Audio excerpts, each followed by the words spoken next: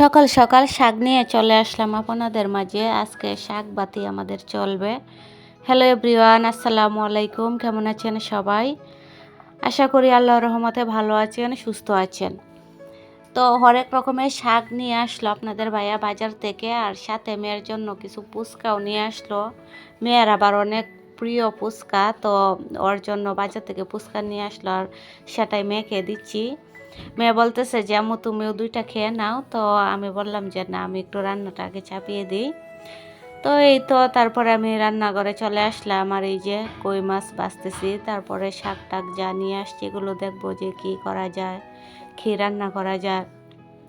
আর আমাদের গৃহিণীরা তো রান্নাঘরেই মোটামুটি অনেক সময় ব্যয় করতে হয়, তো সবারই তো একই অবস্থা।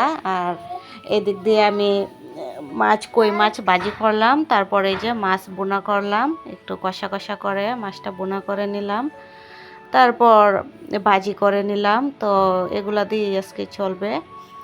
এই যে ভাজি, এটা মাছের ডিম ছিল, তো ডিমটা একটু হালকা করে ভেজে নিলাম। আপনাদের ভাই আবার মাছের ডিম ভাজি খেতে খুবই পছন্দ করে। আর এদিক দিয়ে পালং শাক আর লাল শাকটা আজকে রান্না করব। এই যে লাল শাক আর লাউ শাকটা আজকে রান্না করব না। তো হরেক রকমের শাক একদিনে খাওয়া যাবে না, তাই আমি লাউ শাকটা কুটে কুটে একটু সিদ্ধ দিয়ে তারপরে ফ্রিজে রেখে দেবো ডিপে। তো আপনারা পরবর্তীতে ডিপে রাখার পরেও লাউ শাকটা যদি আপনারা ভাজি করেন তাহলে একদম সুন্দর টেস্টও থাকে, তারপরে কালারও অটুট থাকে।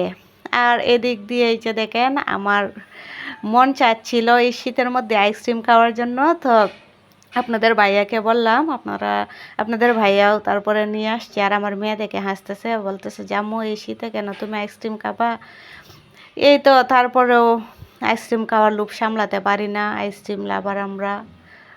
এই তো তারপরে আইসক্রিম খাওয়া শুরু করে দিলাম। আর বিশেষ করে আমার ভিডিওগুলো যদি আপনাদের ভালো লেগে থাকে তাহলে প্লিজ সাবস্ক্রাইব করবেন আর আমার পাশেই থাকবেন।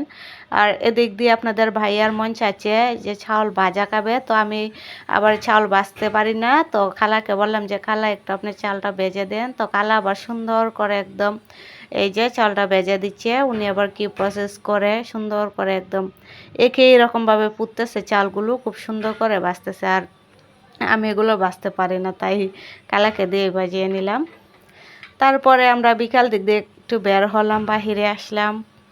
বাহিরে রাস্তা ধরে হাঁটতেছি যে কিছু কেনাকাটা যায় কিনা দেখি। তারপরে এই যে রাস্তার পাশেই পিঠার দোকান পড়লো, আর মোটামুটি আমরা বাহিরে আসলে কিছু না কিছু খেতেই হয়। আর এদিক দিয়ে পিঠা খাচ্ছি। হয়তো আপুরা বলতে পারেন যে আপনি কি বাসায় বানাতে পারেন না? তো বাসায় তেমন সময় সুযোগ অনেক সময় হয় না, তাই বাহিরেই আমরা একটু পিঠা খেয়ে নিলাম।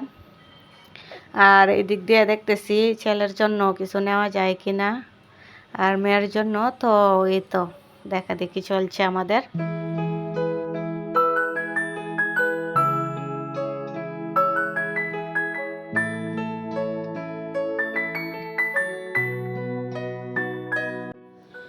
আল্লাহ তাআলা প্রত্যেকটা মানুষকে এক একটা গুণ দিয়ে পৃথিবীতে পাঠিয়েছেন। এক একজনের এক একটা গুণ, এক একটা দিক ভালো। তো সব মানুষের যে পারফেক্ট হবে বা সবার মধ্যেই যে প্রত্যেকটা গুণ ফুটে উঠবে সেটা কিন্তু নয়। এক একজন এক এক দিক দিয়ে ভালো, এক একটা কাজে পারদর্শী। তাই বলে কোনো মানুষকে যে আমরা খারাপ নেগেটিভলি জাজ করব সেটা কিন্তু ঠিক না, কারণ এক একটা মানুষ এক এক রকম গুণের অধিকারী। কেউ বা হাতের কাজ পারে ভালো, কেউ বা রান্না পারে ভালো। এক একজনের এক একটা দিক দেখবেন ভালো প্রস্ফুটিত হয়ে ফুটে উঠে। আর আমরা যারা ইউটিউবে কাজ করি দেখবেন অনেক আপুদের ভিডিও দেখলে একদম মনটা জুড়িয়ে যায়, তাদের ভয়েস এত সুন্দর, তো খুবই ভালো লাগে শুনতে একদম। আর কিন্তু তার মধ্যেও আমি বলতে চাচ্ছি সেটাই যে যাদের ভয়েস খারাপ বা শুনতে ভালো শোনা যায় না ভিডিওগুলোতে, তারাও কিন্তু খুব পরিশ্রম সহকারে একটা ভিডিও মেক করে। তো আপনাদের কাছে পৌঁছে দেওয়ার জন্যই ভিডিওটা মেক করে।